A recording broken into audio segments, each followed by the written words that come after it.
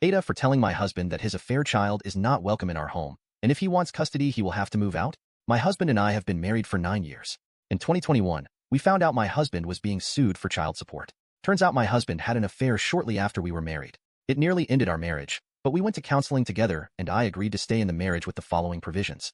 My husband was to get a second job so that his child support payments did not affect our household budget, and that at no point in time would I ever consider having a relationship with this child. If he wanted to pursue one with them, fine.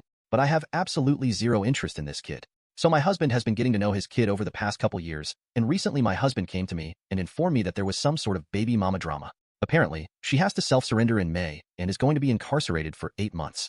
My husband told me that he needed to take custody while his affair partner is locked up. Otherwise, the kid would have to go to their grandparents who basically live on the opposite coast from us. Their kid doesn't want to have to change schools or be so far away from their friends, dad and mom. She will be doing her time fairly local to us. So, after my husband told me that, I got up and left the house. I went to the grocery store on the corner and grabbed a copy of our area's apartment guide, went back home and handed it to him. He asked if I were serious. I told him I still felt the same way as I did 3 years ago. He said he didn't think that was fair considering the extenuating circumstances.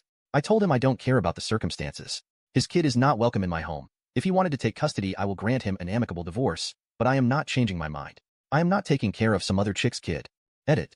For all the people concerned about what a whip cracker I am in making my poor husband work 2 jobs, he has never had a full-time job since we have been together. He works 2 part-time retail jobs now that add up to 40 to 50 hours a week. He currently only has supervised visitation with his kid. They see each other once or twice a month for a couple hours with a social worker present. And for those who seem to think that I need to be the one to file for divorce, no, I will not. I am not the one who created this situation. If my husband wants to pursue custody, I have told him I will not fight it. I will grant him an amicable divorce and let him be on his way. However, I am not going to waste my own time, energy, and money to do so. He is responsible for getting his own ducks in a row for the situation he created. That includes being the one to go through the headache of filing. Date. We discussed divorce. We discussed temporarily separating. We discussed a lot. We sat down and had a pretty big financial talk. He is not involved in our financial planning. I showed him the numbers he realistically had to work with.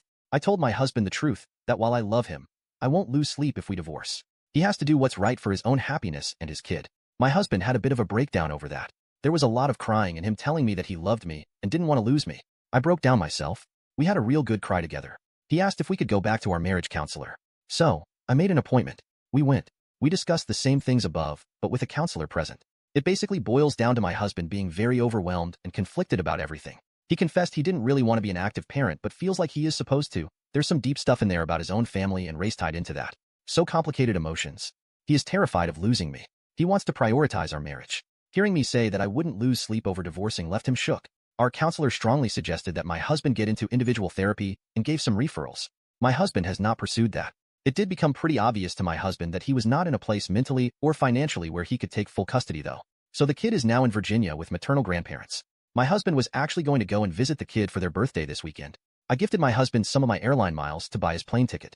I did his laundry last night while he was at work so he'd have clean stuff to pack. However, my husband dropped the ball on his trip.